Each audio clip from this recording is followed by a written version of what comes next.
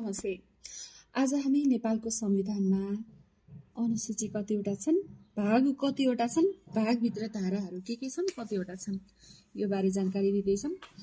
अनुसूची 9वटा छ टोटल हाम्रो संविधानमा र अनुसूची 1 मा नेपालको राष्ट्रिय झण्डा बारे छ, 2 मा नेपालको राष्ट्रिय गान, 3 नेपालको निशान छाप, 4 अनुसूची 4 मा चाहिँ प्रदेश र सम्बन्धित प्रदेशमा रहने जिल्लाहरू, अनुसूची 5 मा संघको अधिकारको सूची, अनुसूची 6 मा प्रदेशको अधिकारको सूची, 7 मा संघ र प्रदेशको साझा अधिकारको सूची, 8 मा स्थानीय तहको अधिकारको सूची, 9 मा संघ, प्रदेश र स्थानीय तहको अधिकारको साझा सूची बारे उल्लेख गरिएको छ।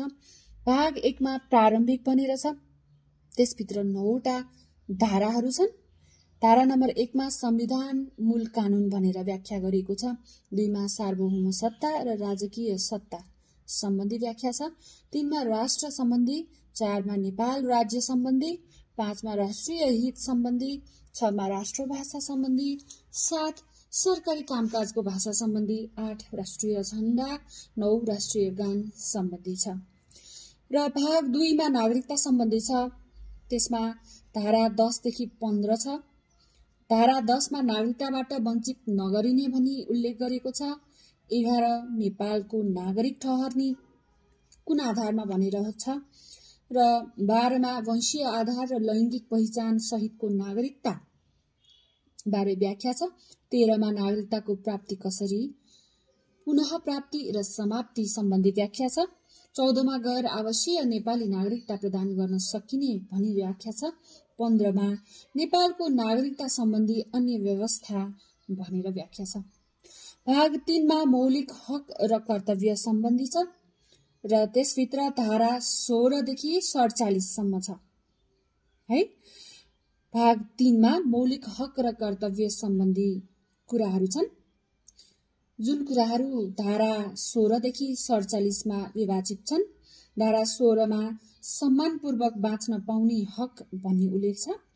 17 धारा नम्बरमा स्वतन्त्रताको हक, 18 मा समानताको हक, 19 सञ्चारको हक, 20 न्याय सम्बन्धी हक, 21 अपराध पीडितको हक, 22 यातना विरुद्धको हक, 23 निवारक नजरबन्द विरुद्धको हक, 24 छुवाछुत तथा भेदभाव विरुद्धको हक, 25 सम्पत्तिको हक, 26 धार्मिक स्वतन्त्रताको हक, 27 सूचनाको हक, 28 गोपनीयताको हक, 29 शोषण विरुद्धको हक, 30 स्वच्छ वातावरणको हक, 31 शिक्षा सम्बन्धी हक, 32 भाषा र संस्कृतिको हक, 33 रोजगारीको हक, 34 श्रमको हक, 35 स्वास्थ्य सम्बन्धी हक, धारा नम्बर 36 खाद्य सम्बन्धी हक, धारा 37 आवासको हक, धारा 38 महिलाको हक,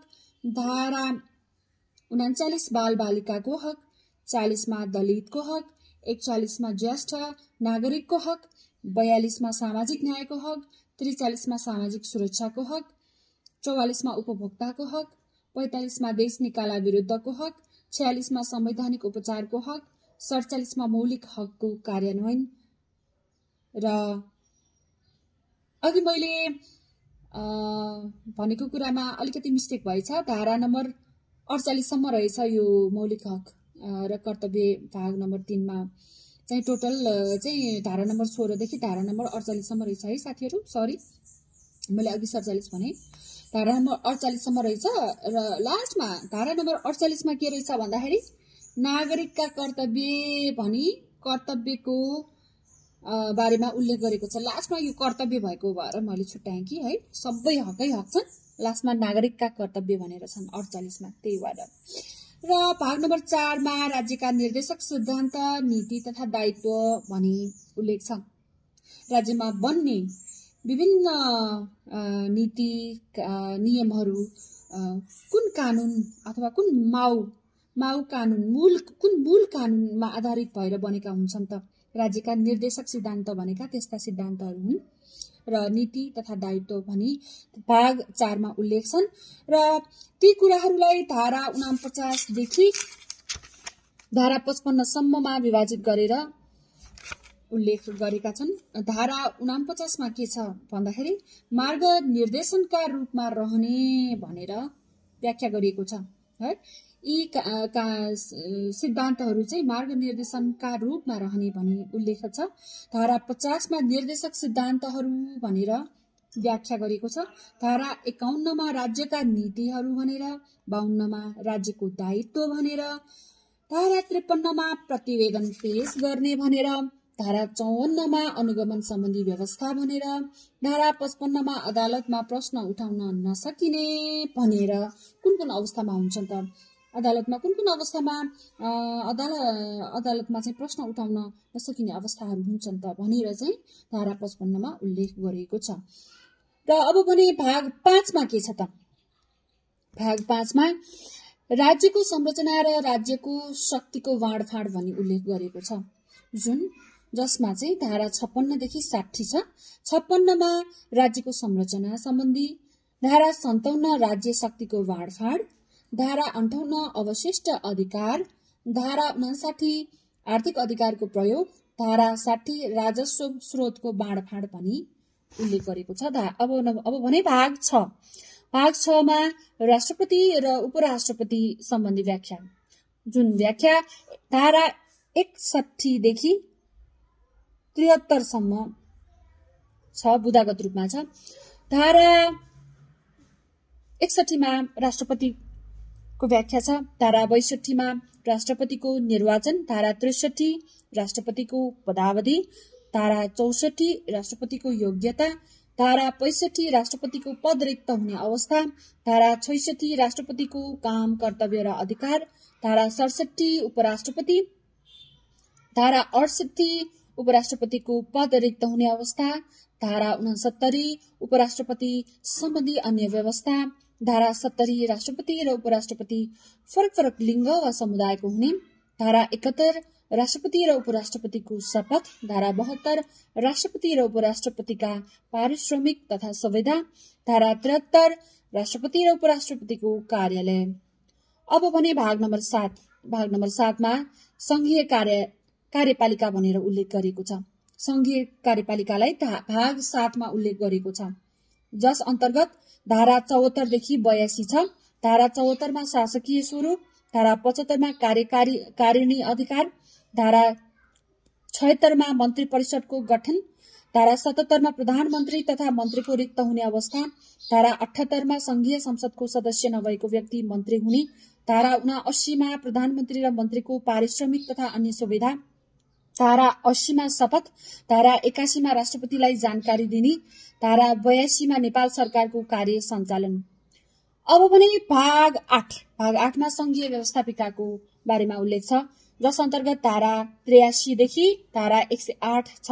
धारा 83 मा संघीय व्यवस्थापिका, धारा 84 प्रतिनिधि सभाको गठन, धारा 85 प्रतिनिधि सभाको कार्यकाल, धारा 86 राष्ट्रिय सभाको गठन र सदस्यहरूको पदावधि, धारा 87 सदस्यका लागि योग्यता, धारा 88 शपथ, धारा 89 स्थानको रिक्तता, धारा 90 सदस्यका लागि अयोग्यता सम्बन्धी, धारा 91 प्रतिनिधि सभाको सभामुख र उपसभामुख, धारा 92 राष्ट्रिय सभाको अध्यक्ष र उपाध्यक्ष, धारा 93 अधिवेशनको आह्वान र अन्त्य, धारा 94 गणपूरक संख्या, धारा 95 राष्ट्रपतिबाट सम्बोधन, धारा 96 उपराष्ट्रपति उपप्रधानमन्त्री, धारा 96 मा उपप्रधानमन्त्री, मन्त्री, राज्य मन्त्री र सहायक मन्त्रीले दुवै सदनको बैठकमा भाग लिन पाउने, धारा 97 मा समितिको गठन, धारा 98 मा सदस्यको स्थान रिक्त रहेको अवस्थामा सदनको कार्य सञ्चालन, धारा 99 मा मतदान सम्बन्धी, धारा 100 मा विश्वासको मत र अविश्वासको प्रस्ताव सम्बन्धी व्यवस्था, धारा 101 मा महाभियोग। यो शब्दहरू चाहिँ बेला बेला हामी समाचारमा सुन्न पाइरहेका हुन्छौँ, यो चाहिँ इन्ट्रेस्टिङ शब्दहरू रहेछ है, महाभियोग है 101। अनि धारा 102 मा अनधिकार उपस्थित भएमा वा मतदान गरेमा सजाय। धारा 103 मा विशेषाधिकार। धारा 104 मा कार्य सञ्चालन विधि। धारा 105 मा बहसमा बन्देज। धारा 106 मा संघीय संसदको महासचिव र सचिव। धारा 107 मा संघीय संसदको सचिवालय। धारा 108 मा पारिश्रमिक सम्बन्धी छ। भाग 9 मा संघीय व्यवस्थापन कार्यविधि भनेर छ, जस अन्तर्गत धारा 109 देखि 114 छ। 109 मा संघीय संसदको व्यवस्थापकीय अधिकार। धारा 110 मा विधेयक प्रस्तुत गर्ने विधि। धारा 111 मा विधेयक पारित गर्ने विधि। धारा 112 मा विधेयक फिर्ता लिने।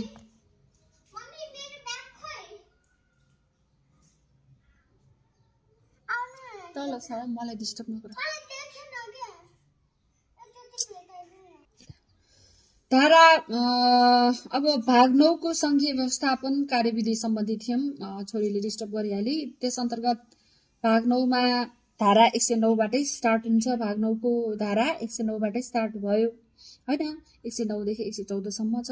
जम्मा कतिवटा छ भन्दाखेरि 6 वटा धारा छ। भाग 9 मा संघीय व्यवस्थापन कार्यविधि भनेर छ भाग 9 हैन। त्यसको धारा 109 मा के छ? संघीय संसदको व्यवस्थापकीय अधिकार भनेर छ।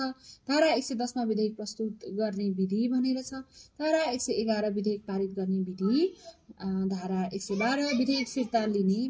धारा 113 विधेयकमा प्रमाणीकरण। धारा 114 अध्यादेश भनेर छ। ल साथीहरु, अब भने भाग 10 हामी भाग 10 मा के छ त भन्दाखेरि संघीय आर्थिक कार्यप्रणाली भनेर छ। संघीय आर्थिक कार्यप्रणाली चाहिँ धारा 115 देखि धारा 125 सम्ममा उल्लेख गरेको छ। धारा 115 मा कर लगाउन वा ऋण लिन नपाइने। धारा 116 संघीय सञ्चित कोष। धारा 117 संघीय सञ्चित कोष। सरी मैले बिर्से, म अघि कहाँ थिएँ भनेर। भाग 10 मा चाहिँ धारा 115 देखि धारा 125 छ। भाग 10 मा संघीय आर्थिक कार्यप्रणाली भनेर छ। त्यसको धारा 115 मा कर लगाउन वा ऋण लिन नपाइने।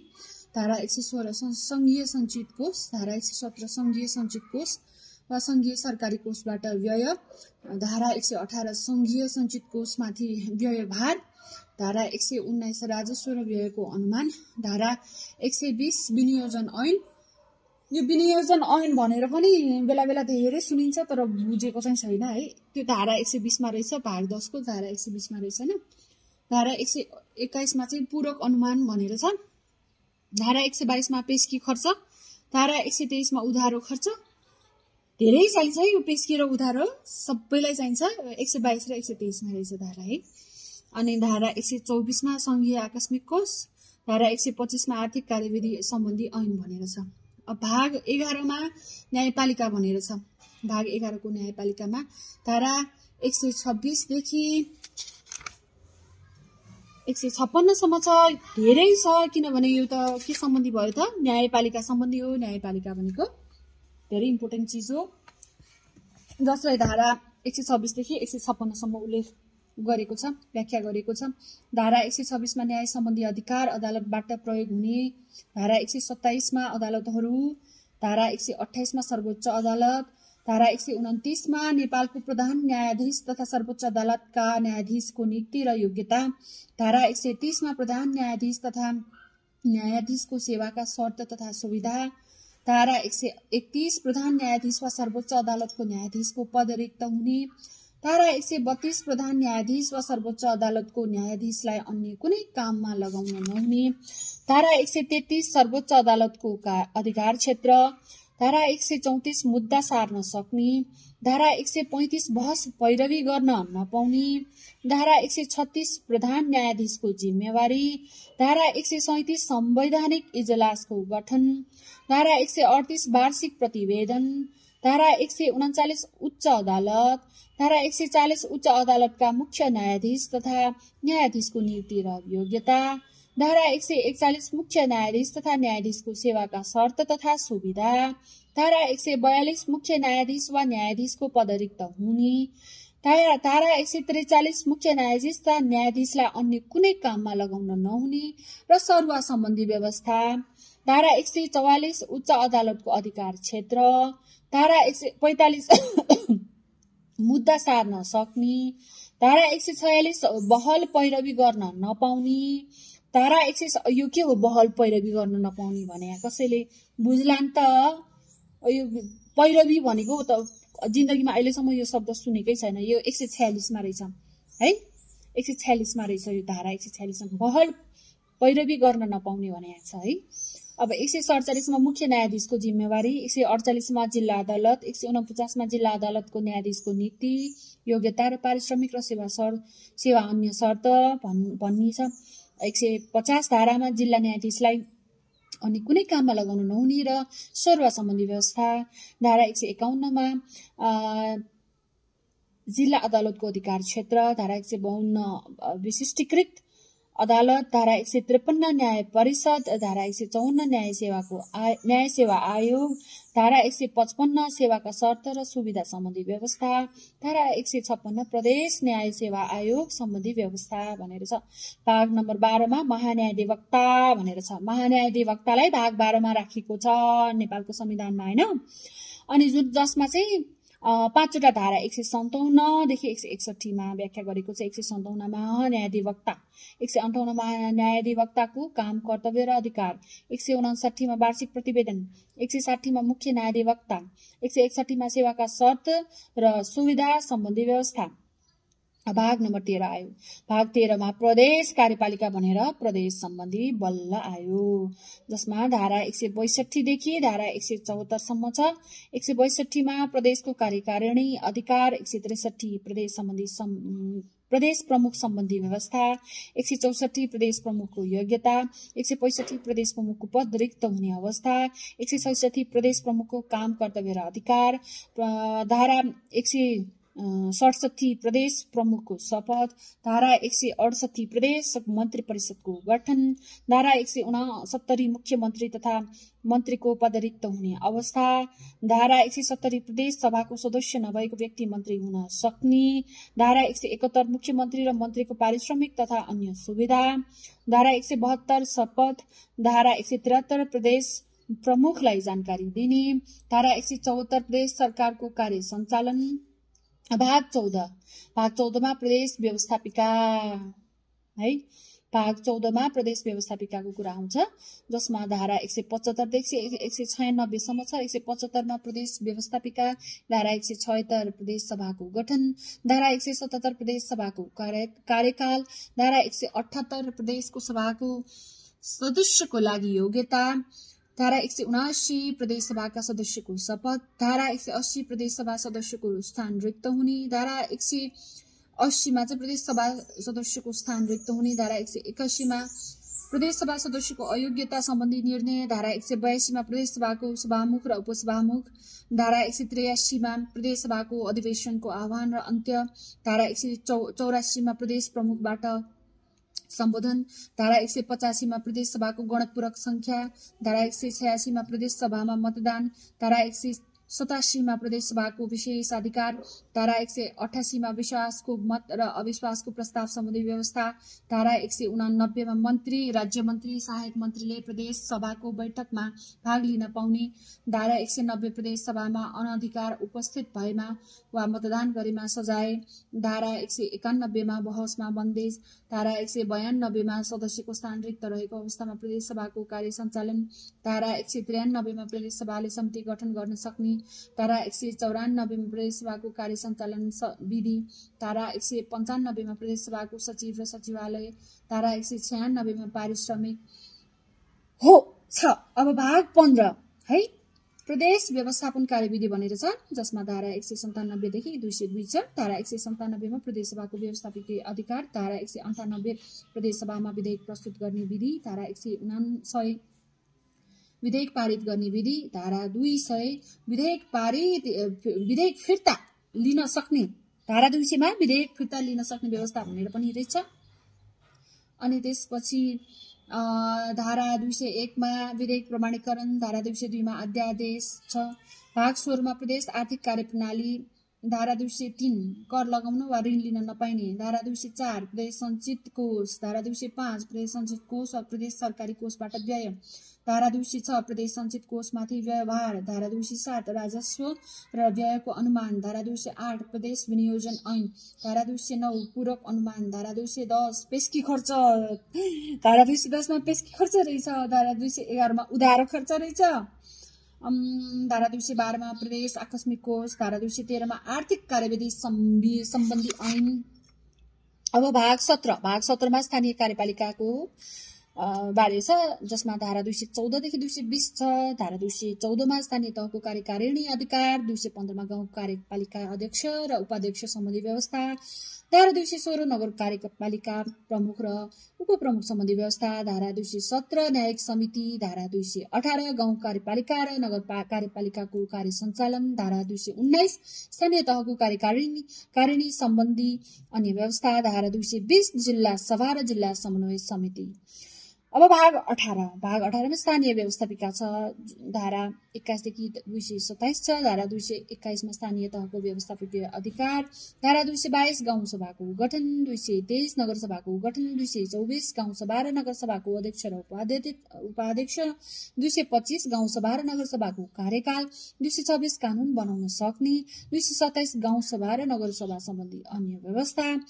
भाग 19 मा स्थानीय आर्थिक कार्यप्रणाली, स्थानीय आर्थिक कार्यप्रणालीमा धारा 228 मा कर लगाउन वा ऋण लिन नपाइने, धारा 229 मा स्थानीय सञ्चित कोष, धारा 230 मा गाउँपालिका र नगरपालिकाको राजस्व र व्ययको अनुमान।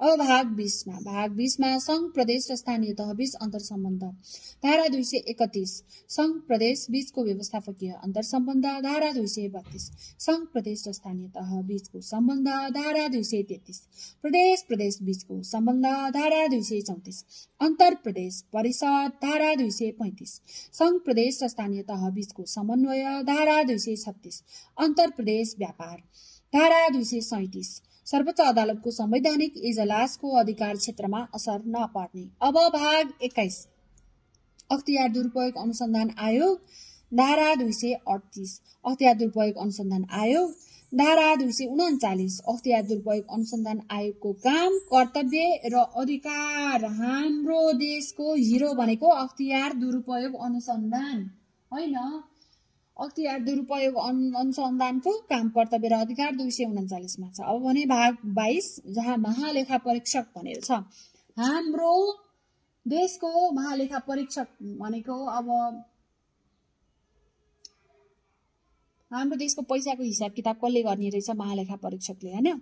अब दुईटा धारा छ त्यसमा, 240 241। 240 मा महालेखा परीक्षक, 241 मा महालेखा परीक्षकको काम, कर्तव्य र अधिकार छ। 223 मा भने लोकसेवा आयोग भनेर छ, जस अन्तर्गत 242 243 र 44। 242 मा लोकसेवा आयोग, 243 मा लोकसेवा आयोगको काम, कर्तव्य र अधिकार, 244 मा प्रदेश लोकसेवा आयोग सम्बन्धी व्यवस्था भनेर छ। अब प्रदेश लोकसेवा आयोग सम्बन्धी भनेर व्यवस्था छ है, यो बुझ्नुपर्ने कुरा हो। अनि त्यसपछि भाग 24 मा चाहिँ निर्वाचन आयोग छ, धारा 245 देखि 247 तीनटा धारा छ। 245 मा निर्वाचन आयोग, 246 मा निर्वाचन आयोगको काम, कर्तव्य र अधिकार, 247 आवश्यक सहयोग गर्नुपर्ने। भाग 25 मा राष्ट्रिय मानव अधिकार आयोग भनेर छ, जसमा धारा 248 मा राष्ट्रिय मानव अधिकार आयोग, 249 मा राष्ट्रिय मानव अधिकार आयोगको काम, कर्तव्य र अधिकार। भाग 26 मा राष्ट्रिय प्राकृतिक स्रोत तथा वित्त आयोग भनेर छ, धारा 250 र धारा 251। धारा 250 राष्ट्रिय प्राकृतिक स्रोत तथा वित्त आयोग भनेर छ, धारा 251 मा राष्ट्रिय स्रोत तथा वित्त आयोगको काम, कर्तव्य र अधिकार भनेर छ। राष्ट्रिय प्राकृतिक स्रोत तथा वित्त आयोग भन्ने पनि रहेछ भाइ, आर्थिक आयोग होइन कि वित्त आयोग भनेर पनि रहेछ होइन, राष्ट्रिय प्राकृतिक स्रोत तथा वित्त आयोगले, खै यो वित्त आयोगले के गर्ने हो। भाग 27 मा अन्य आयोगहरू, जस्तो अन्तर्गत 252 देखि 265 छ। 252 धारामा राष्ट्रिय महिला आयोग, 253 धारामा राष्ट्रिय महिला आयोगको काम, कर्तव्य र अधिकार, 254 मा चाहिँ प्रदेशमा कार्यालय स्थापना गर्न सक्ने, 255 राष्ट्रिय दलित आयोग, 256 राष्ट्रिय दलित आयोगको काम, कर्तव्य र अधिकार, 257 प्रदेशमा कार्यालय स्थापना गर्न सक्ने, 258 राष्ट्रिय समावेशी आयोग, 259 राष्ट्रिय समावेशी आयोगको काम कर्तव्य र अधिकार, 260 प्रदेशमा कार्यालय स्थापना गर्न सक्ने, 261 आदिवासी जनजाति आयोग, 261 262 मधेस आयोग, 263 थारू आयोग, 264 मुस्लिम आयोग, 265 आयोगको पुनरावलोकन भनेर नाना थरी मुस्लिम आयोग भनेर पनि रहेछ भाइ। यस्तो पनि रहेछ, त्यस्तो पनि आयोग रहेछ। अनि भाग 28 है, भाग 28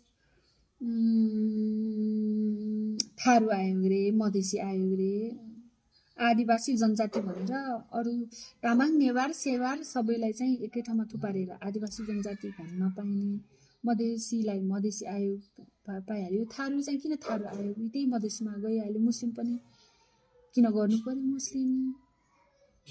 त्यसो भए हिन्दू आयोग खोइ त, बौद्धिस्ट आयोग खोइ, किरात आयोग खोइ छैन। थारू आयोग, मुस्लिम आयोगको पुनरावलोकन भनेर 265 धारामा उल्लेख छ। अनि भाग नम्बर 28 मा राष्ट्रिय सुरक्षा सम्बन्धी व्यवस्था भनेर छ, जुन धेरै इम्पोर्टेन्ट छ। यसले भारत पाक युद्ध भइरहेको छ, यसमा राष्ट्रिय सुरक्षा सम्बन्धी व्यवस्थाले हामीलाई कसरी सुरक्षा दिइरहेको छ त हैन। धारा 266 देखि 268 सम्म छ। 266 मा राष्ट्रिय सुरक्षा परिषद बनेर रहेछ, 267 मा नेपाली सेना सम्बन्धी व्यवस्था छ हैन, 268 मा नेपाल प्रहरी सशस्त्र प्रहरी बल, नेपाल र राष्ट्रिय अनुसन्धान संगठन सम्बन्धी व्यवस्था भनेर छ। अनि भाग 29 मा राजनैतिक दल सम्बन्धी व्यवस्था, जसमा 269 मा चाहिँ राजनैतिक दलको गठन, दर्ता र सञ्चालन, 270 मा राजनैतिक दललाई प्रतिबन्ध लगाउन बन्देज, 271 मा राजनैतिक दलको रूपमा निर्वाचनका लागि मान्यता प्राप्त गर्न दर्ता गराउनु पर्ने, 272 मा राजनैतिक दल सम्बन्धी अन्य व्यवस्था। भाग 30 मा संकटकालीन अधिकार, धारा 273 संकटकालीन व्यवस्था। यो संकटकाल बेला बेला लाग्छ, 83 कुनेमा पनि लाग्यो। यो भाग 30 को संकटकालीन अधिकार धारा 273 संकटकालीन व्यवस्था भनेर त्यही व्यवस्थाले दिएको व्यवस्था भयो। अनि भाग 31 मा चाहिँ संविधान संशोधन भनेर छ, बेला बेला हुन्छ। धारा 274 मा संविधान संशोधन भनेर छ। भाग 32 मा विविध भनेर छ। धारा 275 मा जनमत संग्रह सम्बन्धी व्यवस्था, 276 मा माफी, 277 मा उपाधि सम्मान र विभूषण, 278 मा सन्धि सम्पन्न गर्ने अधिकार, 279 मा सन्धि वा सम्झौताको अनुमोदन, सम्मिलन, स्वीकृति वा समर्थन, 280 मा राष्ट्रपतिको कार्य गर्ने सम्बन्धी विशेष व्यवस्था, 281 मा विशेष अधिकारको समीक्षा तथा पुनरावलोकन, 282 मा राजदूत र विशेष प्रतिनिधि, 283 समावेशी सिद्धान्त बहुमत नियुक्त गर्नुपर्ने, 284 संवैधानिक परिषद सम्बन्धी व्यवस्था, 285 सरकारी सेवाको गठन, 286 निर्वाचन क्षेत्र निर्धारण आयोग, 287 भाषा आयोग, भाषा आयोग चाहिँ रहेछ 287 मा, 288 मा राजधानी भनेर काठमाडौँलाई व्याख्या गरेर रहेछ, 289 मा पदाधिकारीको नागरिकता सम्बन्धी व्यवस्था, 290 मा गुठी सम्बन्धी व्यवस्था, 291 मा नियुक्तिका लागि योग्य नहुने, 292 संसदीय सुनुवाई सम्बन्धी व्यवस्था। यो संसदीय सुनुवाई भनेर पनि बेला बेला हुन्छ। यो चाहिँ 292 मा रहेछ हैन। 293 मा संवैधानिक निकायको काम कारबाहीको अनुगमन, 294 मा संवैधानिक निकायको वार्षिक प्रतिवेदन, भाग 33 मा संक्रमणकालीन व्यवस्था भनेर छ हैन। धारा 295 मा संघीय आयोगको गठन, 296 संविधान सभा व्यवस्थापिका संसदमा रूपान्तरण हुने, संविधान सभा व्यवस्थापिका संसदमा रूपान्तरण हुने भनेर रहेछ। अनि 297 राष्ट्रपति र उपराष्ट्रपति सम्बन्धी व्यवस्था, 298 मन्त्री परिषदको गठन सम्बन्धी व्यवस्था, 279 मा सभामुख र उपसभामुख सम्बन्धी व्यवस्था, 300 मा न्यायपालिका सम्बन्धी व्यवस्था, 301 मा संवैधानिक निकाय र पदाधिकारी सम्बन्धी व्यवस्था, 302 प्रदेश र स्थानीय तहमा सरकारी सेवाहरूको गठन सञ्चालन, 303 मा स्थानीय निकाय सम्बन्धी व्यवस्था, 304 मा वर्तमान कानून लागू रहने, 305 बाधा अड्काउ फुकाउने अधिकार, भाग 34 मा परिभाषा र व्याख्या, धारा 306 परिभाषा र व्याख्या भनेर छ, त्यस्तो पनि हुँदो रहेछ। अनि भाग 35 मा संक्षिप्त नाम प्रारम्भ र खारेजी, धारा 307 संक्षिप्त नाम र प्रारम्भ छ। अनि धारा 308 मा खारेजी भनेर छ। यसरी हाम्रो देशको संविधानमा टोटल 35 वटा भाग, 9वटा अनुसूची र धारा 308 वटा हो र हो 308 वटा धारा रहेछ टोटल हैन। यसरी हाम्रो देशको संविधान बनेको रहेछ। ल है त यति नै हो आजको लागि। Bye bye.